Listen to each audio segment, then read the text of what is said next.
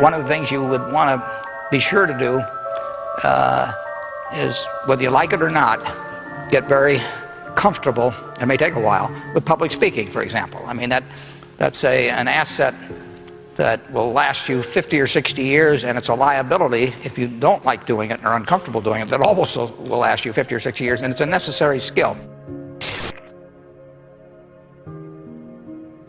One of the big things that all startups do is they lie to themselves over and over and over. Mine's faster, mine's cheaper, mine's better, mine's this, mine's that. No, it's not. And the reason it's not is because whoever it is you're competing with, it's not like they're ignoring you. It's not like, oh my goodness, this guy just started on Shopify in the startup competition. He's doing $1 million this year. Woe is me, I might as well close up the doors. What are they doing? I'm gonna copy what they're doing. And now you've got to stay ahead. And so, you've got to be very careful as an entrepreneur to be brutally honest with yourself. And those are some of the things that you'll hear from me as a mentor, that, know what you know what you don't know, but you've got to know your business better than anybody. And everybody has a different talent. And the reason we're all so messed up is because you're looking at everybody else's talent. And wishing you had some of their talent. All the energy that you spend thinking about, wishing about, being jealous of, envious of anybody else is energy that you're not only putting out, it's going to come back to you negatively, but you're taking that away from you. All your energy should be forced on, what do I have to offer? What do I have to give? How can I be used in service? Because Dr. King's message of not everybody can be famous, but everybody can be great, because greatness is determined by service. And there is not a job in here that you can do that you don't switch the paradigm to service and not make that job more fulfilling. I don't care what the job is. If you say, I'm a singer, I'm a dancer, I'm an artist, I'm a teacher, I'm a nurse, I'm a doctor, I'm a janitor, I'm a clerk, if you say, if I look at this from, how do I use this in service to something bigger than myself? Yes. It no longer becomes a job. It becomes an offering to the world.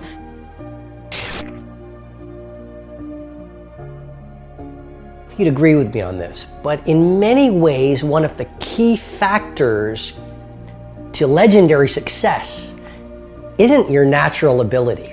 It's not whether you have the right product. It's not whether you're in the right field. It's not whether you've had a blessed background.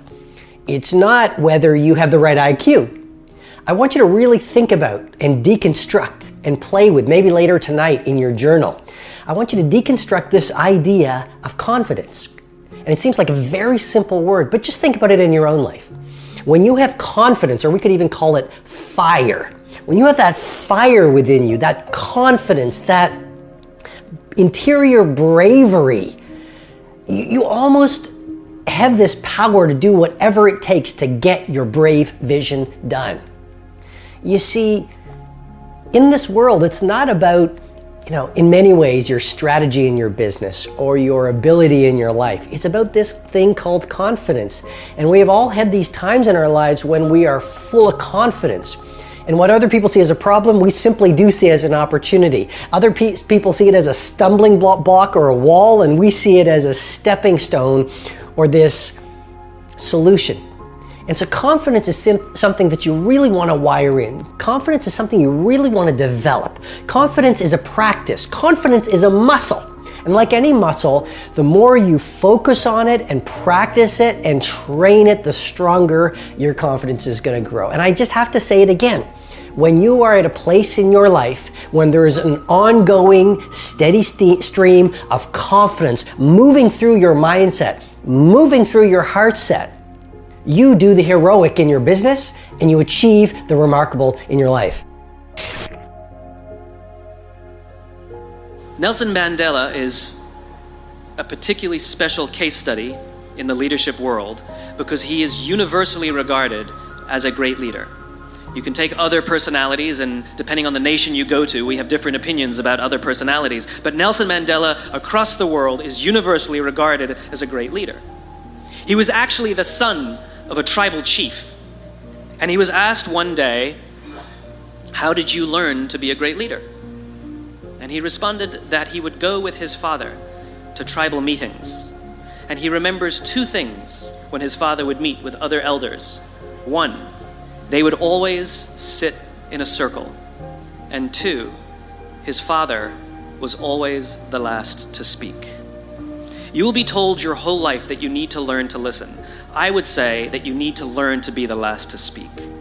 I see it in boardrooms every day of the week. Even people who consider themselves good leaders, who may actually be decent leaders, will walk into a room and say, here's the problem, here's what I think, but I'm interested in your opinion, let's go around the room. It's too late. The skill to hold your opinions to yourself until everyone has spoken does 2 things. 1, it gives everybody else the feeling that they have been heard. It gives everyone else the ability to feel that they have contributed.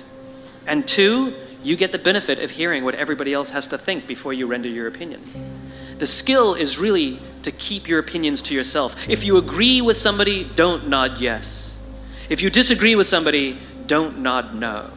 Simply sit there, take it all in, and the only thing you're allowed to do is ask questions so that you can understand what they mean and why they have the opinion that they have. You must understand from where they are speaking, why they have the opinion they have, not just what they are saying. And at the end, you will get your turn. It sounds easy, it's not. Practice being the last to speak. That's what Nelson Mandela did.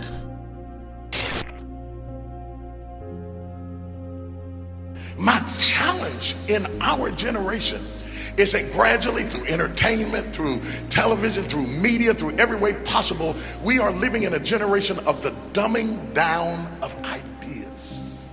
Because we have traded effectiveness for busyness. Statistics say, yeah, somebody ought to clap on that. We are busier than any other generation we have seen in the last 300 to 400 years. We are so busy. We are busier than a one-arm wallpaper hanger. We're just busy. You'll get it later. Don't worry about it. It'll hit you in a minute. We are just as busy as we can be, and we think because we're busy, we're effective. But I want you to challenge your schedule for a minute and ask yourself, are you really being effective? Or is your life cluttered with all kinds of stuff that demands you and drains you and taxes you and stops you from being your highest and best self? And are you substituting busyness and all the chaos that goes along with busyness from being effective? Let me tell you, a bunch of scientists got together and they began to do some research, and they begin to determine that 80% of the things we do are busy things that we do in an area that is not effective. That the average person only spends 20% of their time doing the thing that they are really gifted at, created at, passionate about, excited to do, and the rest of it is all the dismal, dumb stuff that we all have to do in order to survive. Just crazy stuff that we're doing. Wonder what would happen if we would go from doing 80% of things that are busy but not effective and 20% of the things that are really effective if we would switch those numbers around and only give 20% of our time to the things that we have to do and 80% of our time to the thing that we were created to do.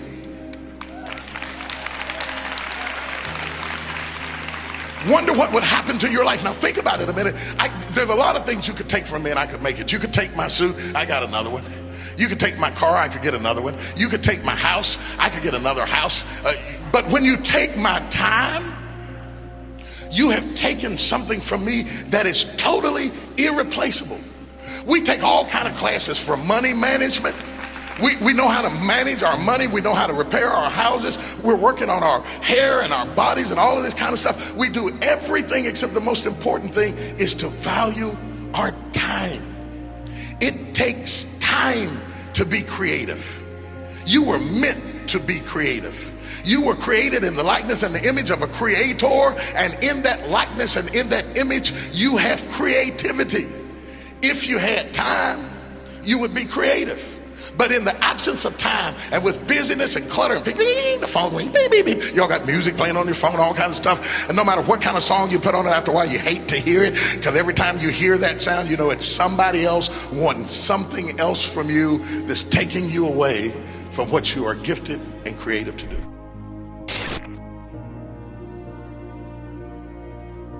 So I have this thing that I've been promoting called No Whining Wednesdays. Wednesday, you cannot whine, complain, or criticize. And people are like, well, what is whining? Whatever you think it is, don't do it. And every time you do it, you have to put a quarter in a jar. If you whine about anything, I can't, I'm tired, why do me, why don't you, why have me? Every one of them will cost you a quarter. Or complaining, why do you always, how come you, I always, they never, whoop, up, cost you a quarter. Then last week, I had people send me pictures of their jars of quarters. Oh my God. But what they said to me also was, this was wonderful, because I was never ever aware of how much whining and complaining and criticizing I do. Now I've got mothers doing it with their children. So Wednesday is No Whining Wednesday. We need to practice that. We need to stop whining about what isn't happening, what we don't have, what we can't do, what somebody didn't do. We got to get it clean in 2014. No whining, no complaining, no criticizing.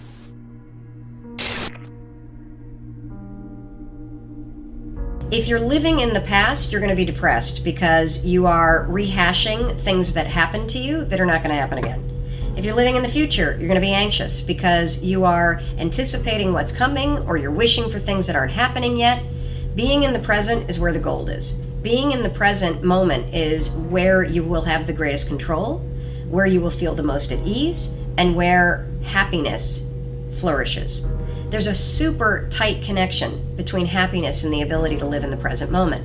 A lot of people believe that happiness is tied to the things that happen to you. Not so at all. In fact, there is a professor of positive psychology. He's one of the grandfathers of the movement. He teaches at the University of Pennsylvania. His name is Martin Seligman, and he's studied happiness for decades. Now, one of the things that we've talked about a lot is that 40% of your happiness levels are preset by genetics.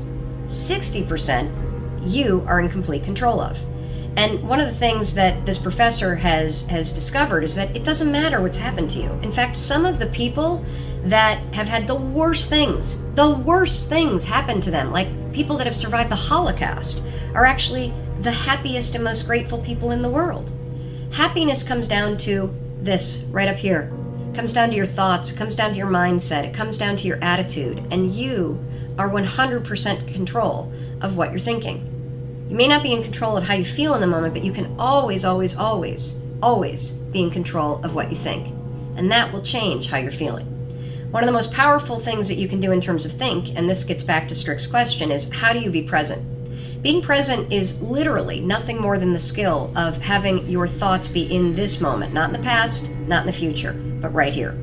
The way that you teach yourself how to do that is that the moment that you catch yourself being distracted, the moment you catch yourself starting to worry, the moment you catch yourself drifting to the future or drifting to the past, that's a moment of tremendous power because you basically just woke up.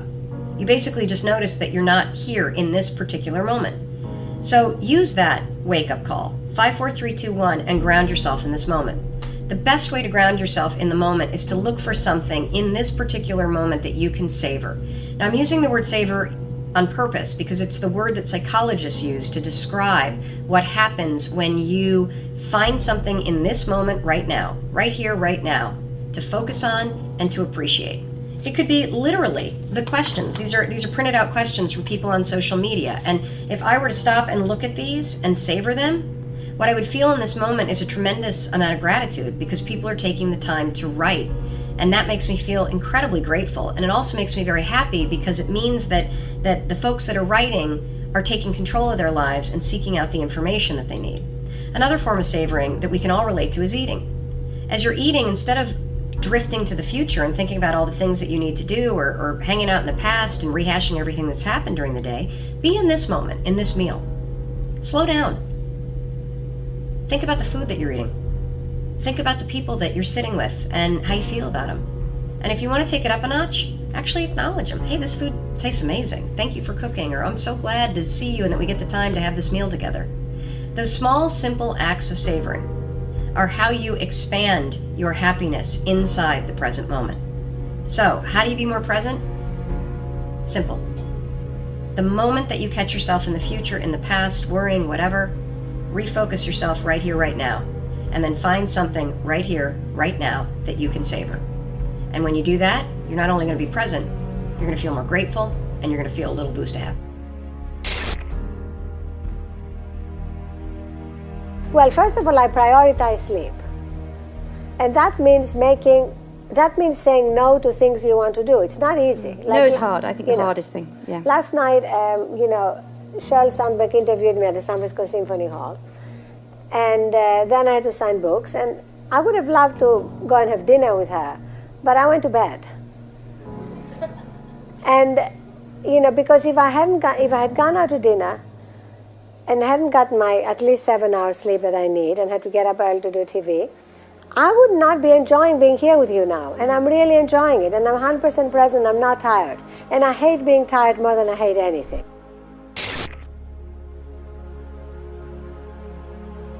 I've thought a lot about the power of empathy. In my work, it's the current that connects me and my actual pulse to a fictional character in a made-up story. It allows me to feel pretend feelings and sorrows and imagined pain. And my nervous system is sympathetically wired, and it conducts that current to you sitting in a movie theater, and to the woman sitting next to you, and to her friend, so that we all feel that it's happening to us at the same time. It's a very mysterious and valuable resource of the human species. And women, I think, access it most effortlessly. We cry at sad movies. We don't feel we lose face or stature or position doing it. We see a news story that enrages us and we write letters through tears, our hearts pounding. I used to wonder why human beings developed these inconvenient and embarrassing responses, this sniffling, choking, wet obstruction. The thing that physicians and soldiers and stock traders and journalists and fashion models and politicians and news commentators and venture capitalists all must suppress in order to work most efficiently. I thought, what possible value, function could it serve in the Darwinian scheme of, survival of the fittest and the strongest and the most heavily armed? No, seriously, I thought, why and how did we evolve with this weak and useless passion intact within the deep heart's core? And the answer, as I've formulated it to myself, is that empathy is the engine that powers all the best in us. It is what civilizes us. It is what connects us.